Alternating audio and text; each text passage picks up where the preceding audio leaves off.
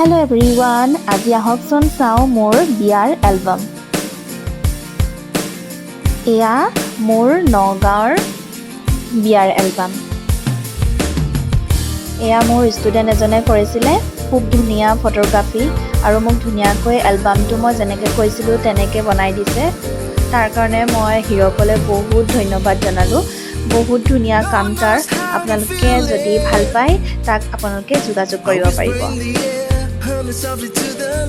এয়া মোৰ জোৰোণৰ ফটো। মই জোৰোণত পিংক কালাৰ পাটৰ কাপোৰ পিন্ধিছিলোঁ।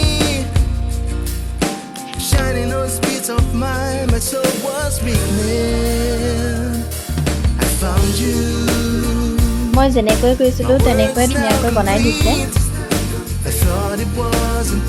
মোৰ এই পিংক কালাৰ কাপোৰযোৰ আছিলে কাংকান ধেমাজিৰ।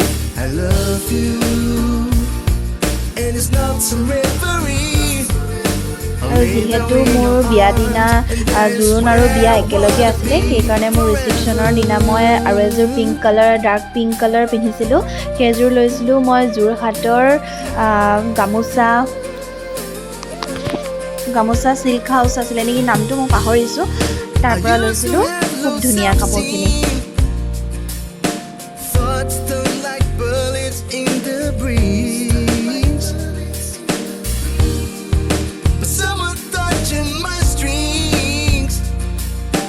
Sing a song I've never heard, something so sweet.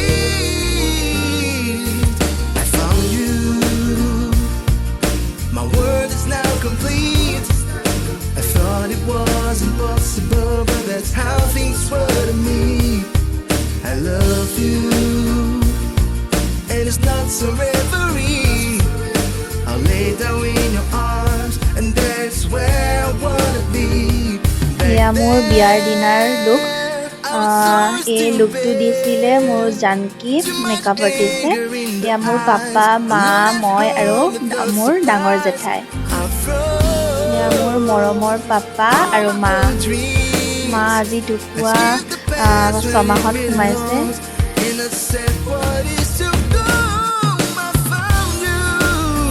এয়া মোৰ ডাঙৰ বা আৰু জিজু। এয়া মোৰ কলেজ ষ্টাফ। আৰু এইজনী হ'ল মোৰ ডাঙৰ পেহী আৰু পেহা, আৰু এই দুজনী মোৰ বৌ, আৰু এয়া মোৰ ফ্ৰেণ্ডছ, আৰু এইজনী হ'ল মোৰ আইতা আৰু মামী, আৰু এইজনী মই। চাওকচোন মোৰ লুকটো কেনেকুৱা লাগিছে। আৰু এয়া হ'ল আমাৰ ডাঙৰ জেঠাই, এইজনী মোৰ মাজনী।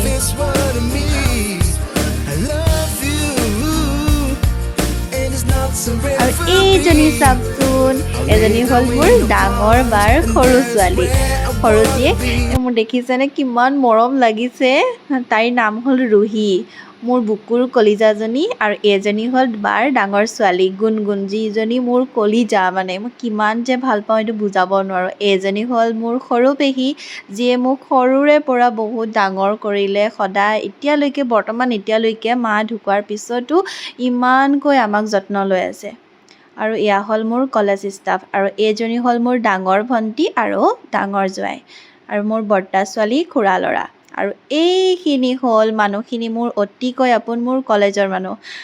এয়া দেখিছে। আৰু এইজনী হ'ল আমাৰ ভণ্টিৰ বোৱাৰী। এয়া হ'ল বাৰ ছোৱালী, আৰু এজনী হ'ল মোৰ পেহী। দুইজনী পেহীৰ মানে স্কুলৰ ফ্ৰেণ্ড হয়। এইজনী হ'ল মোৰ সৰু ভণ্টি। এই আমাৰ একদম মানে গাৰ্লছ গেংটো যে গোটেইকেইটা মানে খেলি আছিলে তেতিয়া, কি ফূৰ্তি। এইটো হ'ল মোৰ খুৰাৰ ল'ৰা, এইজনী মোৰ মাজু পেহী। আৰু এয়া হ'ল মোৰ ডাঙৰ জেঠাইৰ ল'ৰা, ডাঙৰ দাদা, মামাৰ ল'ৰা, মামাৰ বোৱাৰী। আৰু এইটো হৈছে আমাৰ জেঠাইৰ সৰু ল'ৰা, আৰু এইটো মোৰ ডাঙৰ দাদা।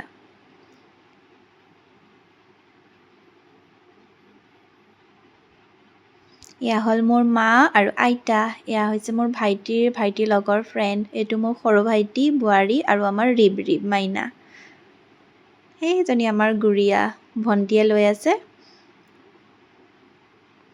মোৰ মাজনী, মাজনীলৈ কিমান যে মনত পৰে।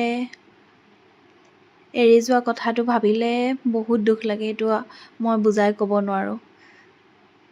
এয়াই আৰু বিয়াৰ এলবামটো কেতিয়াবা মন গ'লে চাই থাকোঁ।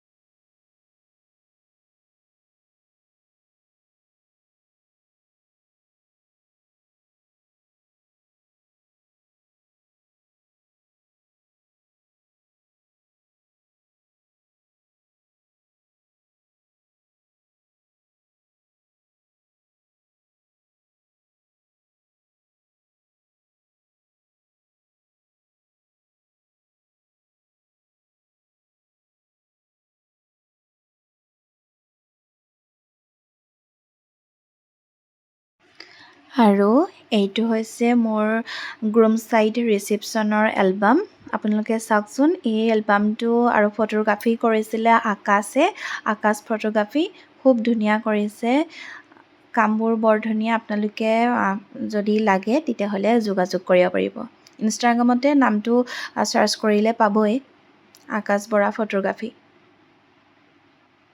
এয়া আছিল মোৰ গ্ৰুম চাইড ৰিচিপশ্যনৰ লুক। এয়া লুকটো দিছিলে মোক আফৰিন বায়ে।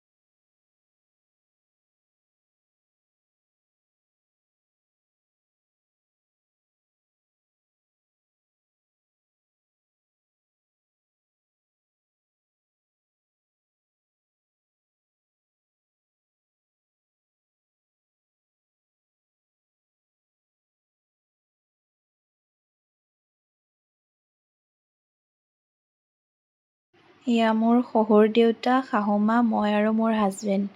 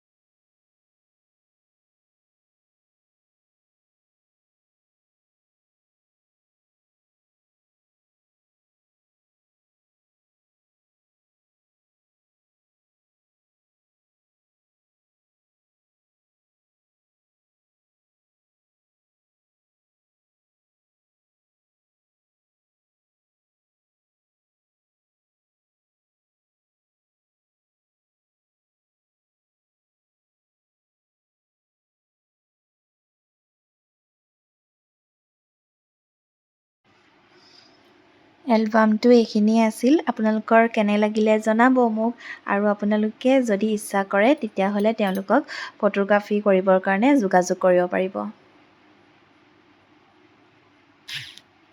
আৰু আমাৰ যুগ্ম জীৱন সুখৰ হ'বলৈ, সুন্দৰ হ'বলৈ আপোনালোকে আমাক আশীৰ্বাদ কৰিব। Thank U.